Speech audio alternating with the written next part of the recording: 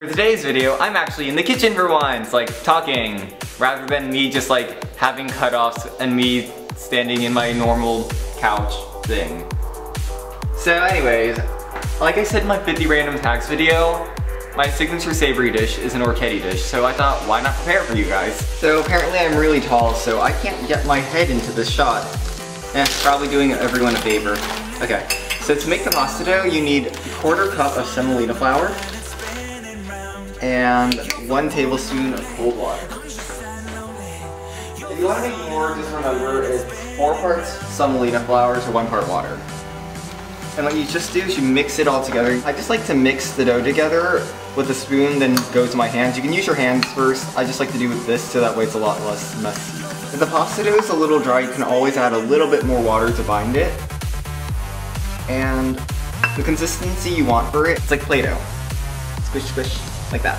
So what we're doing right now is I'm just rolling out the semolina pasta.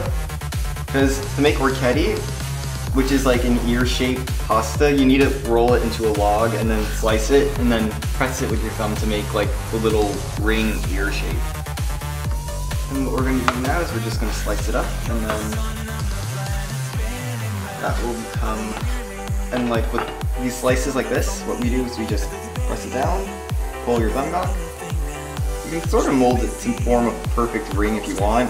I mean, with orecchiette, it's okay to make it look a little messy because you can just pass it off as looking rustic. Just do that with like the rest of this log and then let the pasta set for 10 minutes. And in that time, you should start your boiling water, which I will show you guys in a second. So with our pasta water, I'm just putting it onto the highest heat setting possible, and I just added in a crap load of salt. You want it to taste like the ocean water or seawater because that way it seasons the pasta as the pasta is being cooked in the water itself. Alright, so for our kale chips, since I'm only making a portion for one, I'm only using a little bit of kale.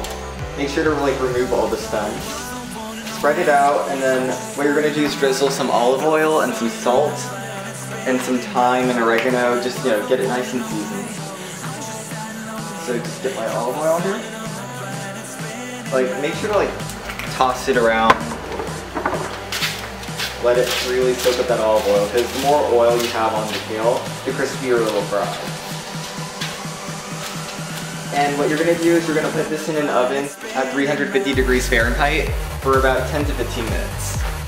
Like, it really varies on how thick the kale is cut. Because this, it's probably going to bake in like 10 minutes. For the sauce, I'm going to start by dicing up some small onion, and then I'm going to go and sear that off in a pan with some rosemary and olive oil and salt. And then I'm going to deglaze that mixture with a combination of orange juice, champagne vinegar, and lemon juice. And then I'll finish it off with a combination of butter and mascarpone cheese. So I'm just letting the olive oil heat up, and I'm letting the rosemary just stay in there to really impart some flavor into the oil. I'm actually going to use the same sauce to go and finish cooking up the pasta, which I haven't started cooking yet, but my water's already boiling. Once I like deglaze the pan, I'll get the pasta in, so that way they'll finish up and everything will fall into place. Once the onions are translucent, that's when you deglaze the pan.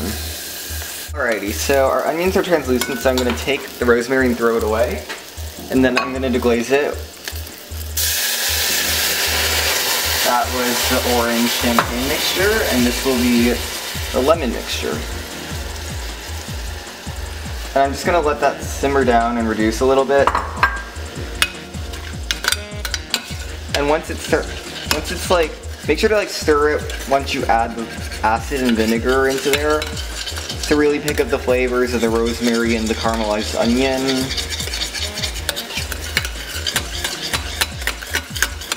And once it's reduced by about half, we're going to add in butter. Now that we've deglazed the pan, I'm going to add our pasta into the boiling water. Let that cook for about 5 minutes, and then afterwards add it in. And before the 5 minutes are up, make sure to go and add your butter 1 tablespoon at a time into your sauce, as well as the mascarpone cheese. So the sauce is already fairly reduced, so I'm going to add 1 tablespoon of butter, and then I'm just going to whisk that, and then instead of adding the other tablespoon like how I originally said, I'm going to add in the 1 tablespoon of mascarpone cheese and set the other tablespoon aside for the brown butter with pancetta and apples.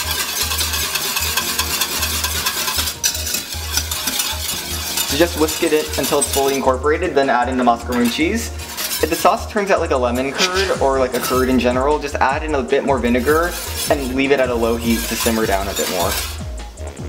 So this is a bit too reduced, so what I'm gonna do is I'm just gonna add in whatever's left of my orange champagne mixture, as well as whatever's left of my lemon mixture. So the next component of my dish, it's brown butter green apples. I'm just gonna go and take these apples and put them in with a combination of pancetta and brown butter. And I'll let like the pancetta fat and the brown butter get up to heat before I add these in, because I want like these apples, these little apple batons, to just soak up all that yummy flavor. The brown butter pancetta apples, I'm leaving the pancetta on one side and the butter on the other side, and I'm gonna let the butter brown and the pancetta crisp separately. Well, once the pancetta is brown and the butter is also brown, then I will mix them together and add in the apples. So the pasta should be ready about now. It's been 5 minutes. So I got my ladle here, and I'm just gonna start ladling the pasta into the sauce, which I have over medium heat. Like, the reason why it's okay to continue cooking down the sauce even though I already finished it, is because the pasta has water in it, so that will just add to the sauce and keep it from over-reducing. I'm just gonna like cook it down in here for about 1 minute on the lowest heat possible. Alrighty, so the butter is brown, the pancetta is crisping up, and since it's like almost golden, we'll add in the apples. Just let them sponge up that delicious flavor. The best thing in the world is the smell of brown butter and pork fat. It's delicious. So I'm just gonna cook down the apples until they're slightly browned, so that way like you know that they soaked up the delicious pork fat brown butter mixture. And I'm gonna serve it with the actual pork fat too, but well, with the actual like pancetta too. Just get it nice and crispy and yummy. So let's start plating. So we got our yummy pasta. That will be at the base.